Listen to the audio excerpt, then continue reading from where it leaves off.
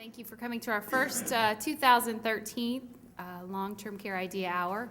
If you've seen the news, we had a lot of buzz because we got Kristen to come in from Golden Living. We're really excited. Kristen and I first met at New Orleans at ARP live pitch event, and she was really interested to see the energy that's happening here in Louisville, what we've got going on, and she's listened to some of my crazy ideas and John's crazy ideas and our team.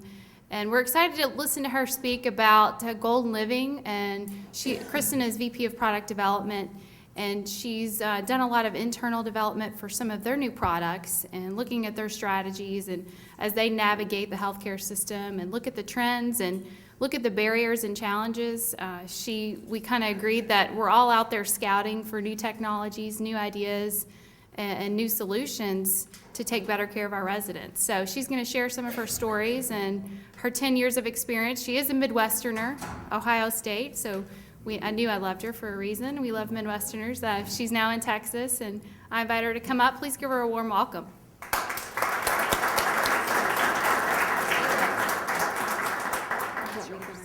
No, okay. I'm good. Okay. Well, hi, everybody. Thank you so much. I'm really happy to be here in Louisville. This is a really wide room, and I'm a mover, so I'll just kind of do that as we talk. Alicia mentioned that I'm from Golden Living, and for those of you who are not familiar, hopefully you are, but if you're not familiar, we're senior services. Actually, we're post-acute healthcare services across the continuum. I'm going to talk a little bit about in my remarks, but this really conversation today is much more about overall what we're facing. And I really thought it was just a great opportunity to really talk with a group of people in a community that has so much change going on and so many vested interests in our space and what we do differently. I'll tell you, when I met Alicia, I was so excited. I didn't even know it existed, I have to tell you the truth. I didn't know that InnovateLTC was there and what it is that they are doing. And I found it just so exciting that that's happening. And I honestly didn't know how much you had happening here in Louisville. I didn't know how much in the healthcare space is happening and really being incubated here in Louisville. So I'm excited to really be a part of it and to get a chance to learn from you guys. So I'm probably going to ask you a few questions too as we go through. And I really want to talk about innovation in our space and truly what we're doing and how it really is going to shape and change over the next few years. And again, I see some familiar faces in the room. I also know just from speaking to Alicia and John how much great experience we have in the room. So hopefully these remarks will help you as well. So really, when we talk about all of the different things, when Alicia asked me to come, I thought, what am I going to talk about? What am I going to share with that diverse a group of people? And I think the first thing that always pops into our head is change, right? Change. I don't know. I started in healthcare in 1997, and everyone said there, it's a big time of change. It's a big time of change. And it was, right? A lot of things are happening, a lot of things. And I don't believe that has slowed in any way at any time since then. And it's continued to accelerate and change and develop. And so change is our reality, right? So when we talk about confronting our reality and what does that mean, it's always going to incorporate change. But right now, I think what's exciting about the change is that this is to me different than any other time that I've experienced or that I've seen. And that is that we really have this opportunity that we are going to be forced, and I don't mean that in a negative way, but we're going to be forced to work all the way across the spectrum of healthcare. Before it was always, how do I fix this for my little corner of the world, or how do I change this for my little corner of the world? Well, those walls have to be gone. If they're not gone in your world, then they very well shortly will, because we are going to have to figure out how we all help patients, how we all help each other move through that continuum. So that is really our new reality. And from a product development side, it couldn't be more exciting. Because now, again, we are not only are we forced, but that changes the whole innovation, right? The innovation isn't just about what I can do while I have the patient with me here now. It's what I can do across the spectrum. So I think that's really very exciting. So when I talk about that, and I think if we kind of go through, and you have to bear with me, I'll be back here to change. If you think about what that, when I said, confronting our reality, what is that reality? Well, there's a lot of different things that are forces and changes that are affecting what our reality is. And I probably don't have to, again, say it to this group, or I have to tell you guys, but I interpreted it for myself, and hopefully it fits in with your thought. And that is, number one, it's reimbursement, right? Number one, the reimbursement in the world of our referral partners changing completely. So how the patient flows through the system is being dictated in a completely different way. And that's a really important reality. And the second one is that we have a different set of consumers than we've ever had before, and a truly quickly evolving consumer need. Different changes all the time, and it changes based on where you are and what they've heard, and all different kinds of forms of media. So a lot of that's changing. And then a competitive environment. And actually, that's one of the things that was most interesting to me, to be able to come into this room, because the competitive environment is completely different. We all, whether we're competitors or whether we are aligned or whether we're partners, we are all going to need to work together. So the competitive environment is vastly different than it ever has been before. And again, I'm a glass half full kind of person. So if you're a glass half full kind of person, then you think to yourself, well, that is a different opportunity. That's a better opportunity. You know, John was sharing with me that the goal of InnovateLTC really to move beyond just one particular organization, to really look at this globally. I think just really a great concept and ahead of the time, because we need it. That's what we need. We need to start working together and figuring that out. So that's really our reality. Now, I had put in here, because I wasn't quite sure who I was going to be speaking to, I'd put a few notes about some of our changes and what it is that we're seeing. Some of the biggest changes, as I mentioned, as I look at the three big things, is the changes in reimbursement. Now, again, as I've spoken to some of you, and I kind of look at the folks here in the audience, you know what they are, but let's talk about it for a minute and what it means, right? So we number one, and you can order them however you want, but I'm going to start with ACOs. So you've got accountable care organizations, and an accountable care organization, many of you may already know that an accountable care organization really is about managing the care across lines from the hospital, from the physician's office, through to their long-term care setting, through to home, and making sure that really those partners have to work together. Remember, I mentioned that we're all being forced? That's what I love about ACOs. Instead of saying, well, I'll just manage this patient in my world, which is what we've all needed to do out of necessity, right? That's how the system was built. You manage the patient when you have them, pass them along to someone else, they manage the patient when they have them, and so on, right? Well, it's not too difficult to make the leap that that's probably not the best way to go, right? And I have to say that I think that in the long-term care world, we've been trying for a long time to say to the hospitals, you know, we can help you, we can do this, we can do that, and sometimes we get listened to, and sometimes we don't. I don't know about your experience, but sometimes that door was a little ajar, and I could really create something and work with them, and sometimes it was really like swimming upstream. But what I would say now is that when you think about the reimbursement and the way that it really has changed, it's being dictated that you're going to figure this out.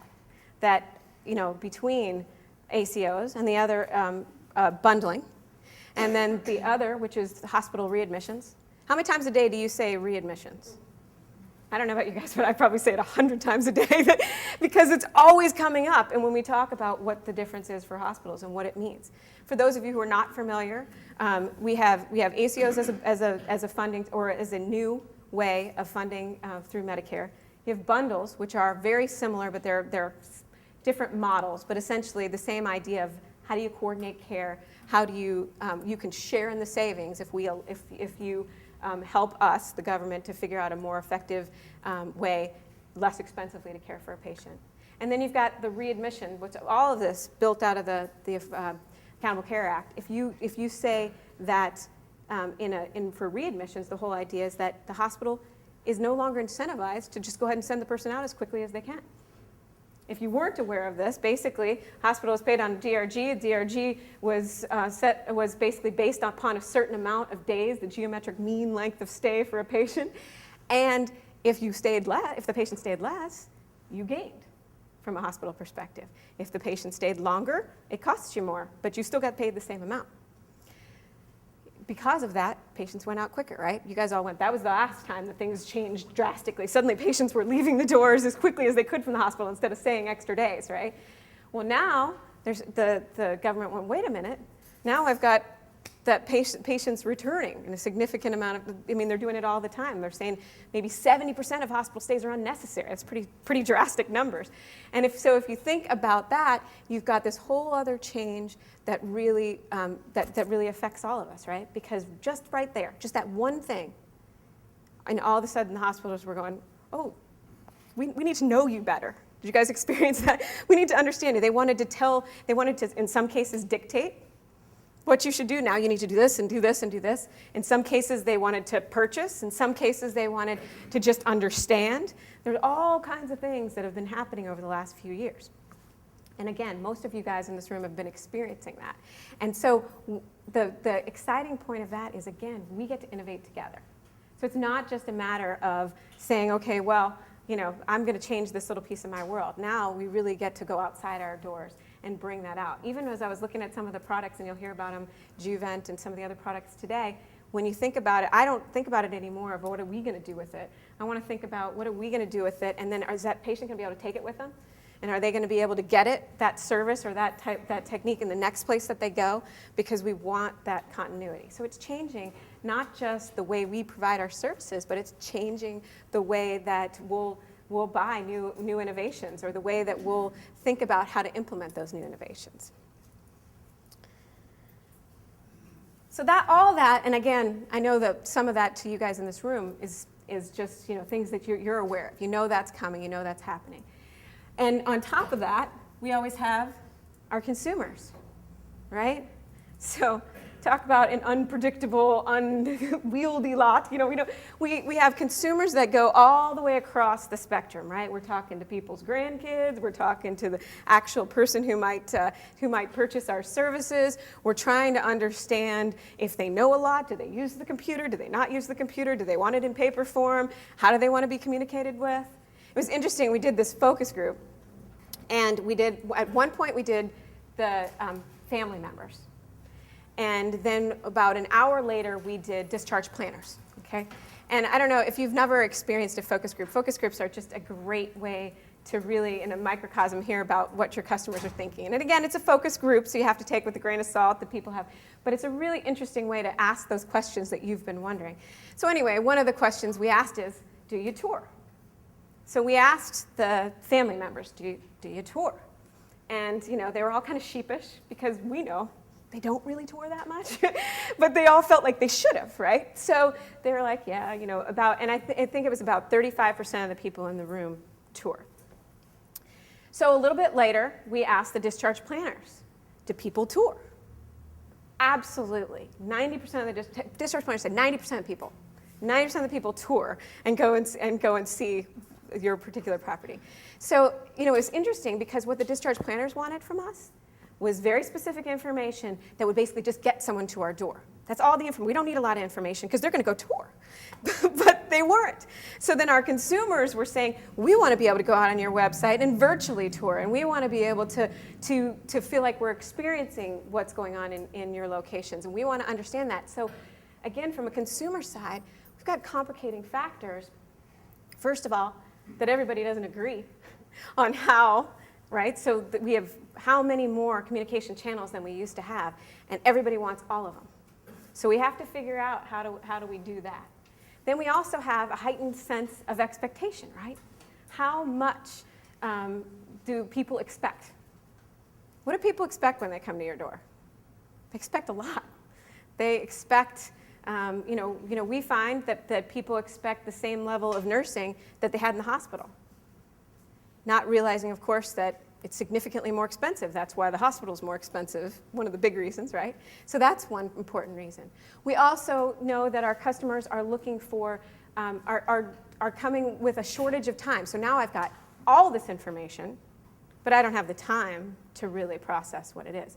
Either you have to leave the hospital now, so go find someplace, or maybe you have a little bit of time, but you really personally don't. You're balancing life and kids and work and all of these other things. So our consumer side of the equation is another complicating factor that we're all dealing with. So don't worry, I won't continue on down all the hard stuff path. We'll talk about what we do with it. But I did want to talk about competitors because, again, I think it's these three things. You talk about the reimbursement and the way that we're going to be working with our referral source partners, the consumer, and then competitors. I liked this picture because I think when you think about competitors, you know what, if one lets go, it's no fun anymore, is it? And so while they're competing for that, they want to go right back in and have a good time using it. And I think that when you think about it from a competitive standpoint, this is something that is so interesting to me. We are now looking at all of the people along the spectrum of care in a completely different way, right? The old competitor is now may be your best partner. When we look to go to a hospital system, what do you think they're looking for in a partner? What is a big hospital system? What's Norton? What are they asking for from their partners? What do they want? Anybody have an idea? Yeah? Quality outcomes. They want quality outcomes, absolutely. What else? Consistency. Consistency, absolutely. Electronic health records. Electronic health records. They want to make it easy. They want communication to be seamless, absolutely. And with that, the consistency is key here because I want density. I want to know that I can get the same thing because I want to be able to have consistent care. I want to use the same electronic health record because it was a pain to get it through in the first place, right? It was a pain to get our systems to talk to each other the first time. If we could do it across a platform, that would be easier. If I knew from a consistency standpoint that everybody knew the things that they should do, I'd get those better outcomes, right? I'd be able to, or I'd at least feel more assured that those outcomes would come. So when you think about your competitors, and you may or you may not have density. If you don't have density, and nobody has all the density that a hospital needs, so somewhere along the line, we have to figure out how to work together. I'm sure some of you have been on hospital focus groups or been on they've had boards, all the hospitals trying to figure out how do I learn more about this space.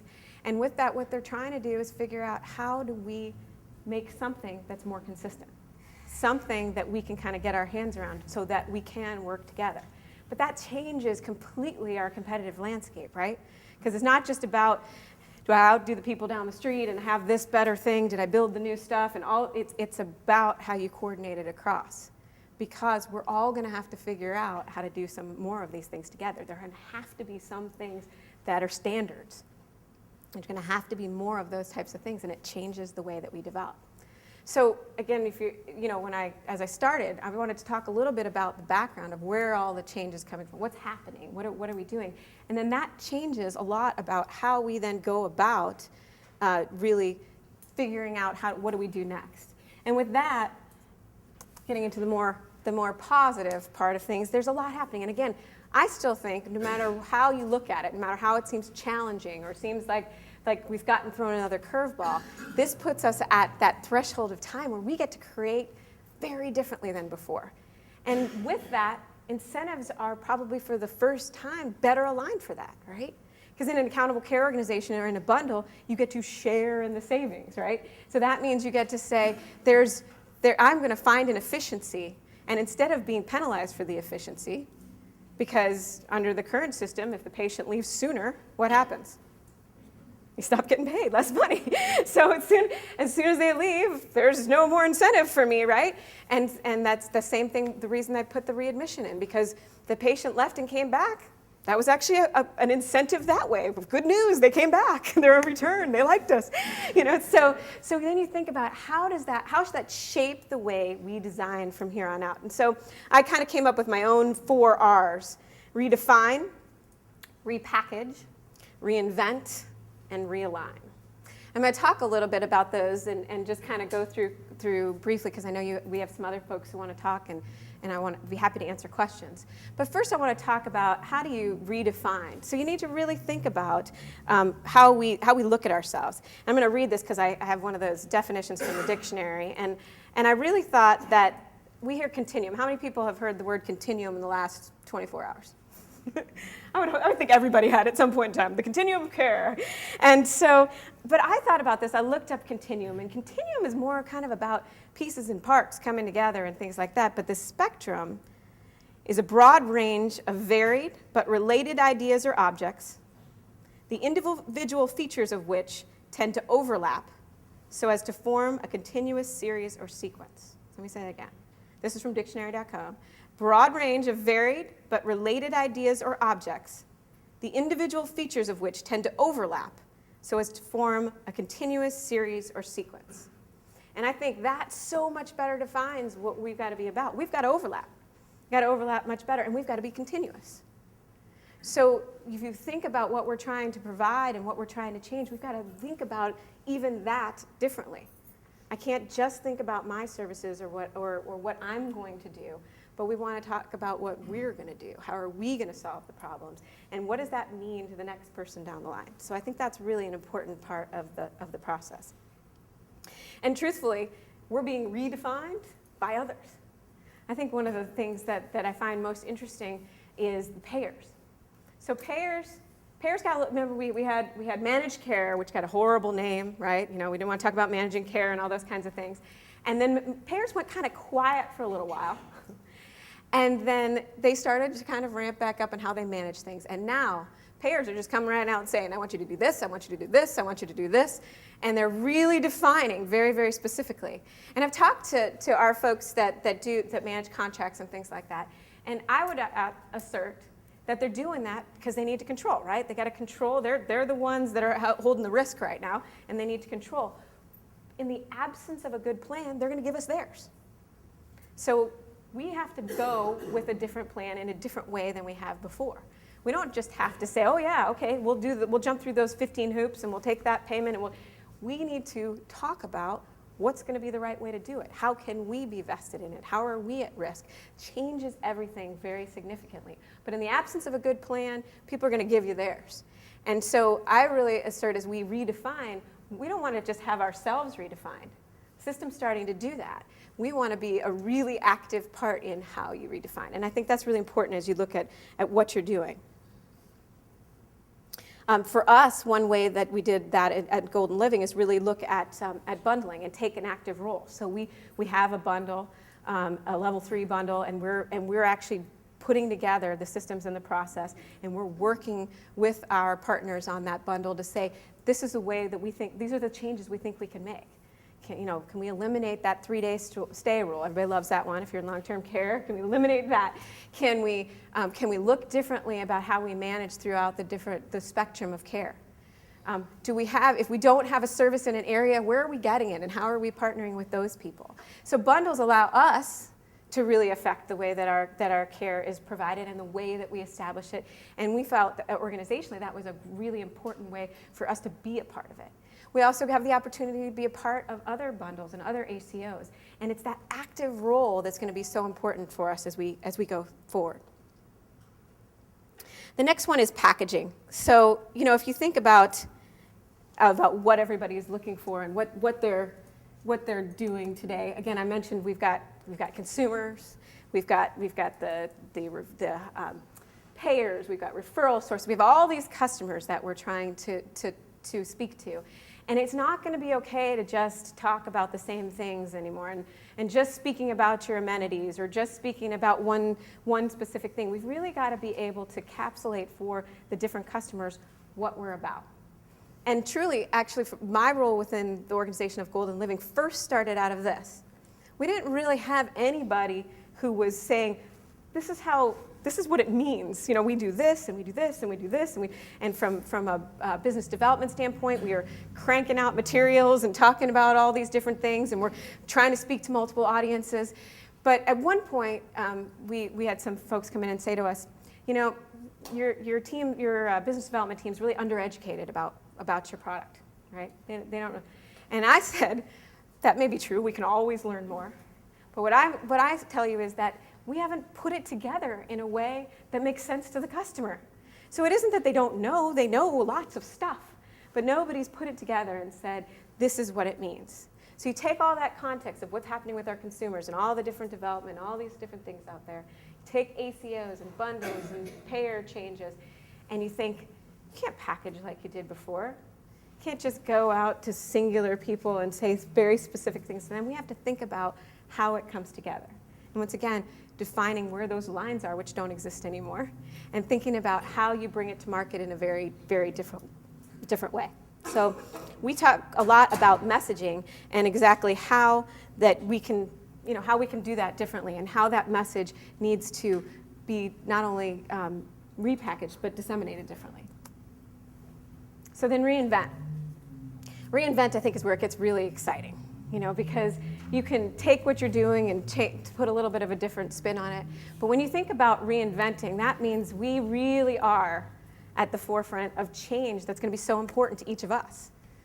Each of us is going to have to access these services, and there's things we know we want that don't exist today. And there's also the reality of we're not going to be able to pay for it in the same way that we did before. And so we really need to think about how you completely reinvent. What does it look like? How are you coming up with those ideas today? To the comments that Alicia made before, that's the whole reason that I came. That's why I came today. That's why I went to the ARP meeting, because we want to be looking out there, not waiting for it to come to us, but looking out there and saying, you know what, that would work for us. That would work for our customer. That would help us span this whole spectrum of care. What are the new tools? What's the thing that nobody even has on their radar today that we know we need in order to really be highly successful in this new environment? This new environment and change is going to be very positive for us. We have great opportunity. We are needed in this overall spectrum of care. If you think about long-term care in this space, we're the lower cost provider here in this situation. We are positive. We've been years of please don't make me go there, and now we're going to be the place to go. And that continues to change, and we need to think that way and think about how we can reinvent ourselves. An example from Golden Living is we have just recently launched a pharmacy. It's different than we had before. We launched an automated dispensing unit that will actually physically be in every single building.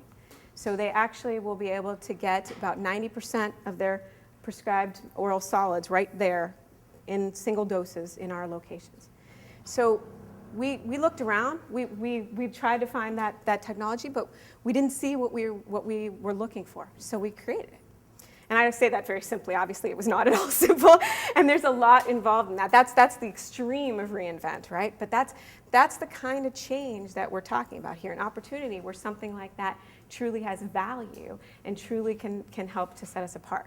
It's an exciting new opportunity, and it allows us. It's called Alexa RX, and it allows us to be able to do that, provide our services in a different way. Remember the word I told you I hear more than any other? Readmissions. If you think about what causes readmissions, what's one of the major causes of readmissions? You can kind of follow my train of thought here. It's medication. And so if medications are one of the big causes, if we can help to control that, change those when they need to be changed, adjust to changes in prescription quickly, adjust to pain management, help patients better control their pain and their symptoms more quickly, we can help reduce that readmission. So it's a great opportunity. But there are so many others. They're on small scale and on big scale.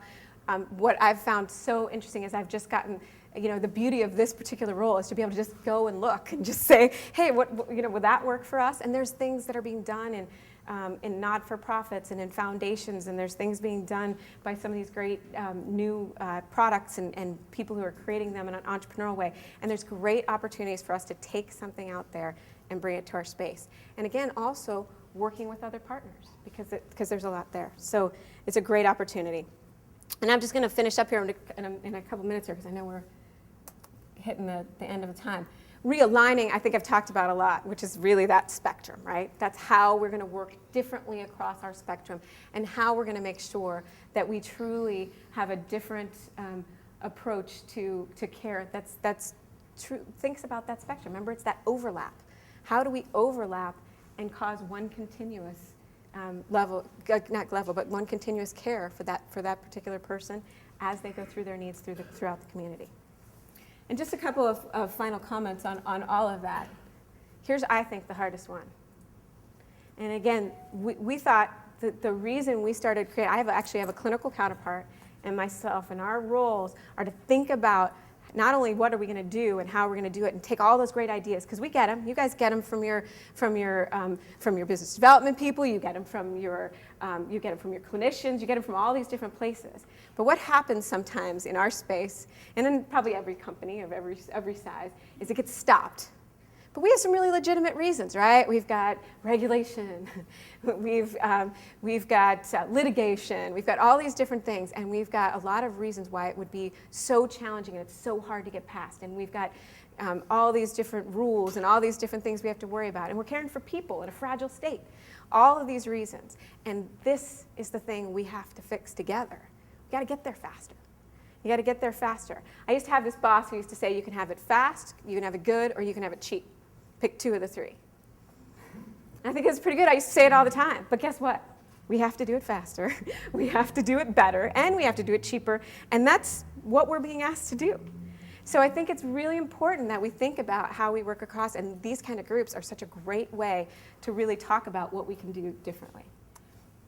And finally, make sure you take the time with your teams, with your groups, to think about how you cultivate that vision of change, that vision of how things really do need to change and what we can do differently, because that is how we will be able to really take this great threshold, this moment in time, and make a true difference in the way that care is provided and truly help patients better live across the continuum and change our space from that, like I said, that place that people have always said they didn't want to go, to understanding that this is something that we really can do to help people, make a difference, make a change, and truly help them to succeed better and to live longer, to live stronger. So we have a great opportunity out there, and I really appreciate the time to talk to all of you guys, and please feel free to ask me questions.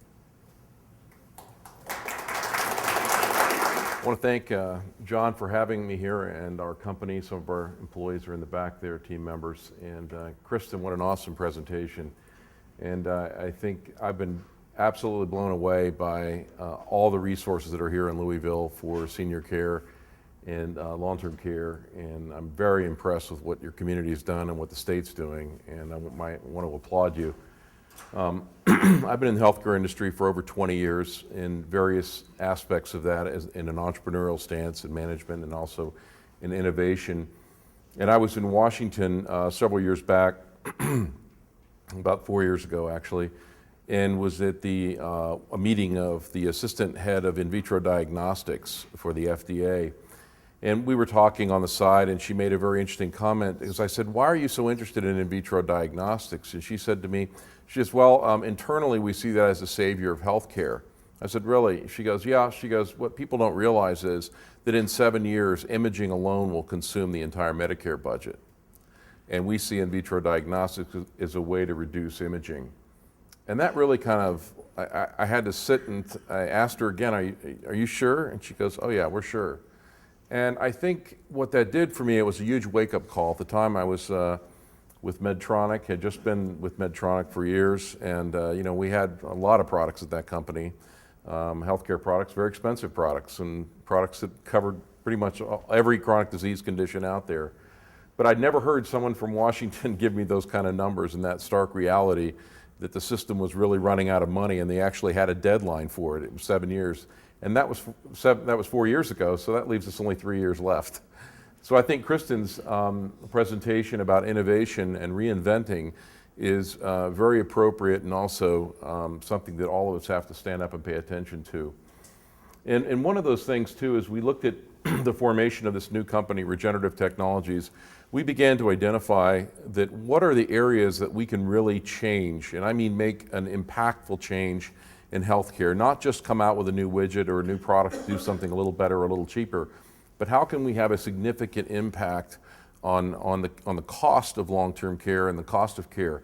And typically I think traditionally we think of when does elder care begin? And I've always thought of elder care beginning at 65 when you're eligible for Medicare, and that's when you retire.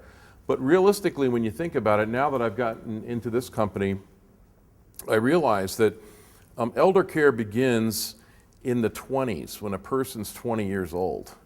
And what I mean by that is we start to study bone health, and that's really what a lot of what our company's focused on in bone health and osteoporosis is is that in women, their bones are made when they're very young, in the early stages of life. And if it's done poorly then, the effects won't be immediately made apparent until they're later in their life, later in years. And that's when the treatment costs will become really impactful. That's when those expensive treatments then, the palliative care has to happen at that point. It's very late in the game. And if you wait till it's late in the game, then guess what? The dollars go way up. You can take preventative actions early on that are very small money, but if you wait till later, they're very, very expensive. And so when you start looking in, my background at Medtronics was in the spine. If you start looking at the spine in terms of aging, you essentially peak out at 25 years of age. So after 25, we all start that downward slope, okay? So from, if you wanted to look at when does elder care start? Well, it starts about 26 years old. And so essentially we want to learn how do we better manage that, that decline? How do we better control that? So that those, as we enter into the latter years, that we have healthy and productive latter years. And so that brings me to what our company is, Juvent Regenerative Technologies Corporation. So we've looked at the new technologies that are available to help the body in itself utilize the mechanisms within our body to regenerate itself. Because our body is continually regenerating itself. The bones that you have today, you will not have 7 years from now. It takes about 7 years for you to turn over your complete skeletal system, whether you like it or not. And so if you've got the proper nutrition, you've got the proper supplies and the proper stimulus, that new skeleton you have in 7 years will be a pretty healthy one, maybe even healthier than the one you have today. But if you don't, guess what? It won't be. And it'll continue to get worse and worse and worse unless you take the right steps. And so let me just advance this here. I'm having to step back into PC technology. I apologize. I'm a Mac guy here. So we look at one of the degenerative conditions that's affecting all of us, and that's osteoporosis and falls. There are 55 million people in the U.S. 50% of people over 50 have osteoporosis or poor bone health. It's a huge number. And in Asia, for instance, it's even worse, believe it or not. Medicaid spending for osteoporosis and falls is up over 600%, almost $10,000 a patient. 65% of the patients that use drugs only use them less than a year because they just either have complications or problems. So we know that drugs and small molecules really aren't the answer. And the current solutions really aren't acceptable. You know, recently there was a news special that was following the use of the popular drugs like Fosamax that were used for bone health. And now we thought that they were going to be the answer several years ago, but now we realize that they cause spontaneous fractures and there's all kinds of problems associated with those. So those aren't working very well. Oops, there we go.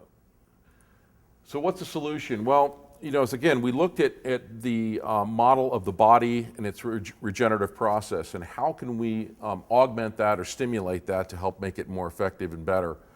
And there was a technology that's actually been in development for over 20 years, about $45 million in both government and private money invested in it. It was worked on by, funded by NIH, NASA, US Army, Harvard. And the device is what we call the Juvent 1000, and it's the platform right down here. It's a low energy platform that vibrates between 32 and 37 hertz. And what it does is it works off of it stimulates the body's own systems to start regenerating bone.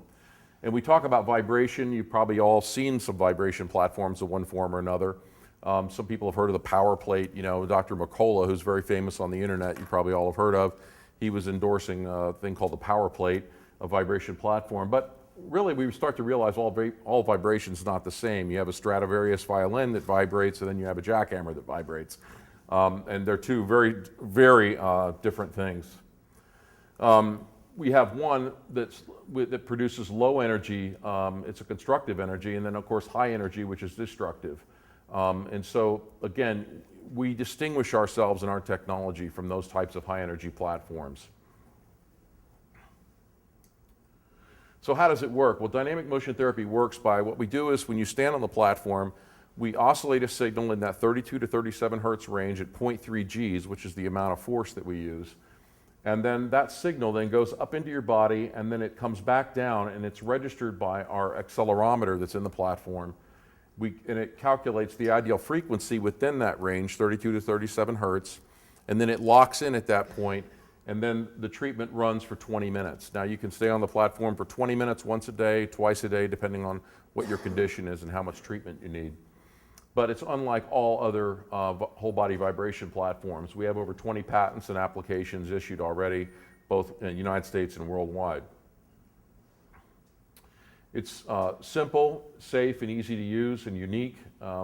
Safe meaning that we're the only platform that meets OSHA standards for vibration. If you go to Sweden, they've got tons and tons of work on the dangers of vibration, and certainly vibration that's too low and vibration that's too high is dangerous. You want to find that right spot, the sweet spot. A good analogy would be 1 aspirin a day can save your life, 8 can kill you. So certainly more is not always better in medicine, as we all know. So how do we administer this? Well, can be administered in the physician's office, in a waiting room. We were in a physician's office today where they're looking at putting 2 of these platforms in the waiting room. How many people here have waited for a physician before for an appointment? And you've waited more than 20 minutes for a physician's appointment. So, you know, there's times like that in the process where the care could be administered painlessly, effortlessly, but yet can have a dramatic effect. Also in senior care facilities, it could be in hospitals, long-term care, at-home health. It's very easy to administer. As you'll see, you come up here, you just basically stand on the platform. It does auto-calibrates and allows the procedure to take place for 20 minutes and then shuts off, waiting for the next patient. And it's very small. It's a very small footprint. Even with a stand, it still takes up just a little bit more space than the large scale would take. There are some reimbursement codes. While we don't have Medicare reimbursement yet, there are some codes that some of the PTs have used for treatment. There's some of the codes that are up there, CPT codes. We have applied for a HCPCS code, and we're considering getting Medicare reimbursement codes. But a lot of customers now, as you know, healthcare is going to cash pay for a lot of things now, so that's what's being done. So it's low cost. The platform's $34.95, has a 2-year warranty, but a 10+ year operating life. So how long do you need to use the treatment? How long do you need to exercise the rest of your life? So it's something that you want to be putting into your everyday schedule and use for the rest of your life.